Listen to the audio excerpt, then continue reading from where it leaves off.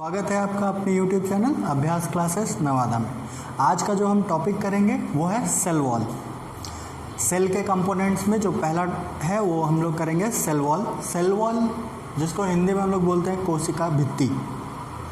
तो ये क्या है या इसको सबसे पहले किसने डिस्कवर किया था? तो जब हम लोग स्टार्टिंग में सेल किए थे तो वहाँ पे हम लोगों ने देखा था कि cell was discovered by Robert Hooke in 1665। तो उन्होंने बेसिकली क्या किया था, कॉर्क पे स्टडी किया था जिसमें उनको हनीकॉम्ब स्ट्रक्चर मिला था। तो वो एक्चुअल में क्या था, तो वो था हमारा सेल वॉल। तो सेल वॉल को किसने डिस्कवर किया? तो सेल वॉल को डिस्कवर किया रॉबर्ट हुक ने in 1665। Cell wall is the outer most rigid protective permeable non living structure. ये एक ऐसी संरचना है जो कैसी होती है, रिजिड होती है, प्रोटेक्टिव होती है और परमिएबल यानी परागम्य होती है। और ये कैसी निर्जीव संरचना है, तो कोशिका की निर्जीव संरचना है, परमिएबल है, प्रोटेक्टिव है और ये रिजिड होते हैं। और ये सबसे बाहरी यानी सेल का सबसे बाहरी भाग जो होगा वो हमारा क्या होगा, कोशिका भित्ति, या सेल का जो सबसे बाहरी पोर्शन जो होगा वो होगा हमारा most rigid protective permeable non living structure. कोशिका भित्ति कोशिका की सबसे बाहरी रिजिड सुरक्षात्मक परागम्य निर्जीव संरचना है। ठीक है, अब हम लोग देखते हैं तो वहाँ पे हम लोग इसके पहले वाले वीडियो में हम लोगों ने देखा था कि हम लोगों ने एक चार्ट बनाया था जहाँ पे सेल वॉल लिखा था। तो सेल वॉल के नीचे हम लोगों ने लिखा था कि it is absent in animal cell. तो ये क्या होता है, कोशिका भित्ति क्या होती है, जंतु कोशिका में ये अनुपस्थित होती है, जंतु कोशिका में ये अनुपस्थित होती है, यानी it is absent in animal cell. तो किसमें होता है ये थोड़ा देखते हैं। तो पहले आता है प्लांट सेल। सबसे पहले प्लांट सेल में ये प्रेजेंट होता है, जिसके कंपोनेंट्स हैं यानी किससे मिलकर बना होता है। तो इसमें सेलुलोज होता है, हेमी सेलुलोज होता है, पेक्टिन होता है, लिग्निन होता है, सुबेरीन होता है, क्यूटीन होता है। ये सारे कुछ इसके केमिकल्स कंपोनेंट हैं जिनसे ये मिलकर बना होता है। दूसरा है बैक्टीरियल सेल यानी जीवाणुओं की कोशिकाओं में भी कोशिका भित्ति होती है जो पेप्टिडोग्लाइकेन की बनी होती है, या उसको म्यूरिन, कहीं म्यूरिन भी बोला जाता है, यानी उनकी जो कोशिका भित्ति है वो म्यूरिन की बनी होती है या पेप्टिडोग्लाइकेन की बनी होती है, जिसमें दो मेन कंपोनेंट होते हैं यानी लिपिड और प्रोटीन से मिलकर बनी होती है। और उसकी दो मेन कंपोनेंट होता है नाग, NAG और NAM। नाग N एसेटाइल ग्लूकोज अमाइन। दो कंपोनेंट कौन कौन है, N एसेटाइल ग्लूकोज अमाइन और दूसरा है N एसेटाइल म्यूमेरिक एसिड। ठीक है, तो बैक्टीरियल सेल बेसिकली किससे मिलकर बना है, तो म्यूरिन, या इसे हम लोग बोल सकते हैं लिपिड और प्रोटीन का जो पेप्टिडोग्लाइकेन, या फिर हम लोग बोल सकते हैं इस जिसके दो मेन कंपोनेंट है नाग और नाम। ठीक है, यहाँ से देखते हैं फंगल सेल। फंगल सेल में काइटिन की बनी होती है जिसको काइटिन सेलुलोज भी बोलते हैं। इसके बाद एल्गल सेल में किसकी बनी होती है, तो सेलुलोज, कैल्शियम कार्बोनेट, मिनरल्स, ग्लैक्टेंस, मैनेंस, इनसे मिलकर एल्गल सेल वॉल भी बना होता है। ठीक है, तो हम लोग देखते हैं कि सेल वॉल का फॉर्मेशन कहाँ से हुआ है या सेल वॉल कैसे फॉर्म्ड हुआ है। तो सेल वॉल का जो फॉर्मेशन हुआ है वो है फ्रैग्मोप्लास्ट। तो फ्रैग्मोप्लास्ट क्या है, तो it is the particles of endoplasmic reticulum and Golgi bodies. ये अंतःप्रद्रव्य जालिकाओं तथा गोल्गी समिकाएं की छोटे छोटे टुकड़ों के मिलने से टेलोफेज में, जब कोशिका विभाजन होते रहता है तो उसके टेलोफेज में ER और गोल्गी बॉडीज से मिलने के कारण फ्रैग्मोप्लास्ट बनता है जो निर्माण करता है सेल प्लेट का। और सेल प्लेट निर्माण करता है मिडिल लैमेला का। तो इसका निर्माण या इसकी उत्पत्ति कहाँ से हुई है, इसका ओरिजिन कहाँ है, तो ये फ्रैग्मोप्लास्ट यानी ER और गोल्गी बॉडीज से मिलकर बनी है, जिसके कारण सेल प्लेट बनता है और सेल प्लेट से मिडिल लैमेला बनता है। यानी कह सकते हैं कि कोशिका भित्ति की निर्माण या उत्पत्ति कहाँ से हुई है, तो ईआर और गोल्गी बॉडीज़ के मिलने से फ्रैग्मोप्लास्ट बनता है और फ्रैग्मोप्लास्ट फिर सेल प्लेट बनाता है और सेल प्लेट फिर मिडिल लैमेला बनाती है, जो किस अवस्था में होते हैं, कोशिका विभाजन के किस अवस्था में या सेल डिवीज़न के किस स्टेज में, तो टेलोफेज के स्टेज में ये होता है। ठीक है, अब देखते हैं नेक्स्ट, तो प्लांट सेल। अगर हम लोग बात करते हैं प्लांट सेल यानी पादप कोशिका भित्ति, तो पादप कोशिका की कोशिका भित्ति 3 पोर्शन से बनी होती है, 3 पार्ट इसमें होते हैं। सबसे पहला पार्ट जो होता है वो होता है मिडिल लैमेला। सबसे पहला पार्ट जो होता है वो मिडिल लैमेला। तो मिडिल लैमेला जो पोर्शन है या मिडिल लैमेला जो है वो क्या है, तो ये 2 कोशिकाओं को आपस में जोड़ने वाली सीमेंटिंग परत है, यानी 2 कोशिकाओं के बीच का परत ये क्या होता है, तो ये कहलाता है मिडिल लैमेला, जो 2 कोशिकाओं को जोड़ने का काम करता है। और ये किसका बना होता है, तो ये बना होता है कैल्शियम और मैग्नीशियम पेक्टेट का।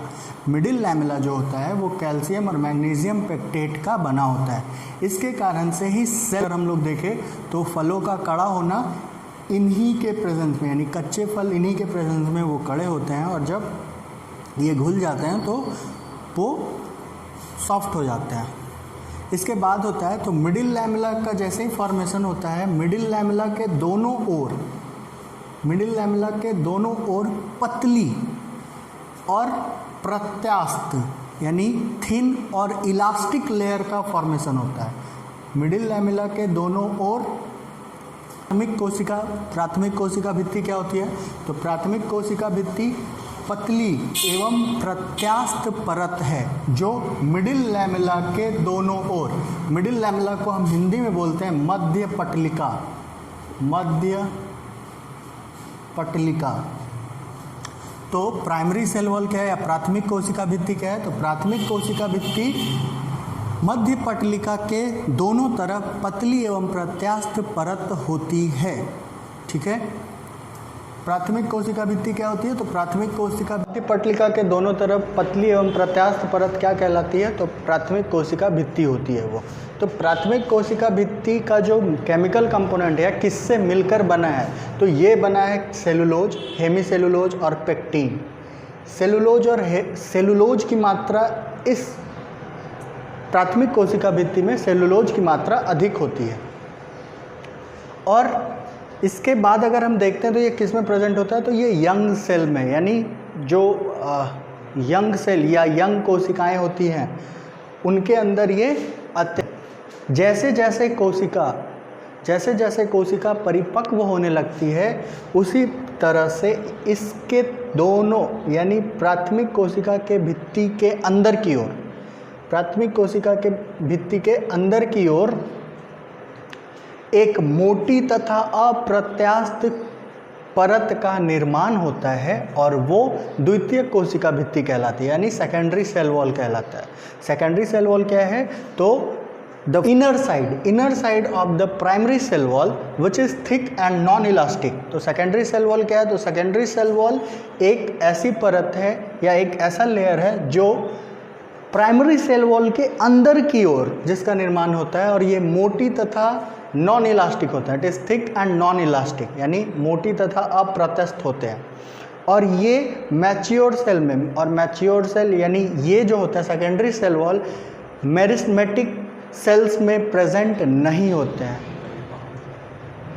मेरिस्टेमेटिक सेल्स में नहीं होते, यानी जिनमें विभाजन करने की क्षमता होती है उनके अंदर द्वितीय कोशिका भित्ति उपस्थित नहीं होती है या सेकेंडरी सेल वॉल प्रेजेंट नहीं होता है। देखो एक है tertiary cell wall, secondary cell wall का हम लोग देखेंगे। सेकेंडरी सेल वॉल का जो कंपोनेंट है वो किससे मिलकर बना है, तो इसमें हेमीसेलुलोज की मात्रा अत्यधिक होती है। हेमीसेलुलोज, सेलुलोज और लिग्निन, ये लिग्निन जो है इसे मोटा तथा अप्रत्यास्थ बनाता है, यानी थिक और नॉन इलास्टिक बनाता है। यहाँ पे ये डिहाइड्रेशन यानी वाटर, ये जो लिग्निन है वो डिहाइड्रेशन करता है, डिहाइड्रेशन लिग्निन। ठीक है, और ये किस में प्रेजेंट होता है? तो मैच्योर सेल में। टर्शियरी सेल वॉल रेयर है। जिम्नोस्पर्म के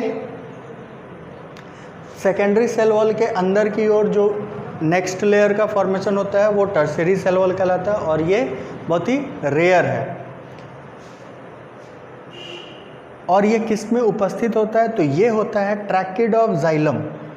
ट्रैकिड ऑफ जाइलम यानी अनावृत बीजी पादपों के जाइलम के ट्रैकिड्स में उपस्थित होते हैं। और ये किसका लेयर होता है या किसका बना होता है? तो जाइलन का, यानी हेमिसेलुलोज और जाइलन इसमें होते हैं।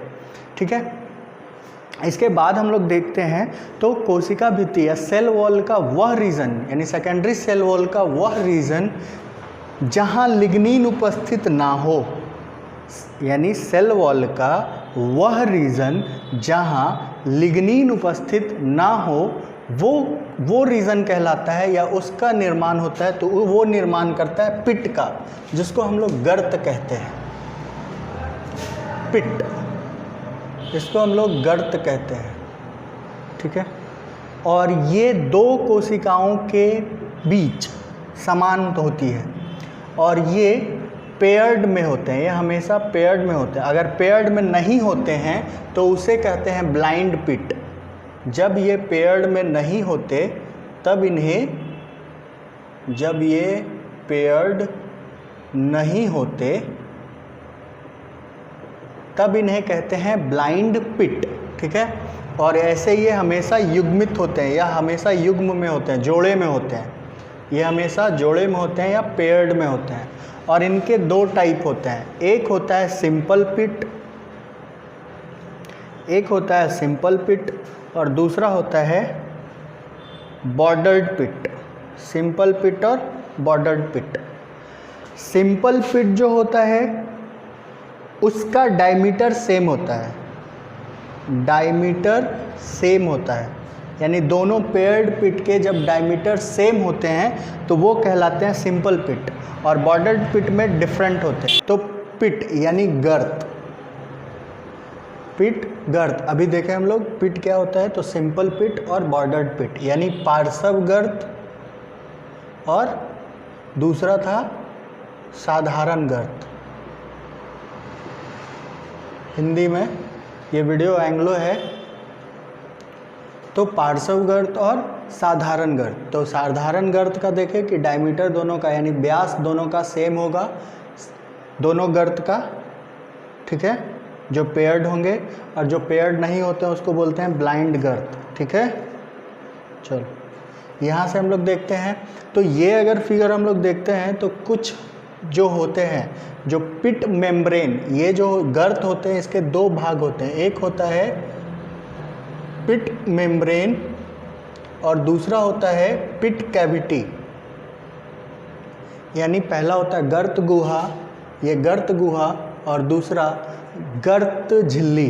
ठीक है, तो गर्त गुहा में गर्त झिल्ली को बचाने के लिए, ये गर्त झिल्ली किसका बना होता है, तो गर्त झिल्ली बना होता है primary cell wall plus middle lamella plus primary cell wall.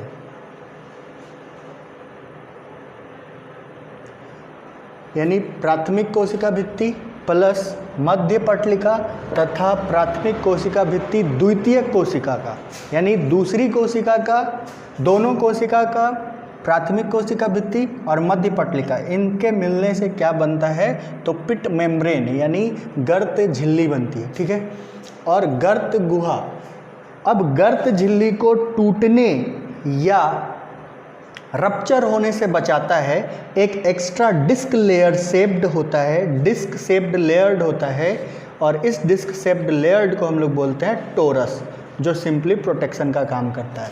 यानी पिट मेम्ब्रेन के ऊपर जब एक्स्ट्रा डिस्क शेप्ड लेयर होता है और उसे हम लोग क्या कहते हैं, टोरस। ठीक है, जो क्या करता है, तो गर्त झिल्ली को टूटने से बचाता है। अब कोशिका भित्ति में या सेल वॉल में साइटोप्लाज्मिक ब्रिज होता है और उस साइटोप्लाज्मिक ब्रिज को हम लोग प्लाज्मोडेस्माटा कहते हैं।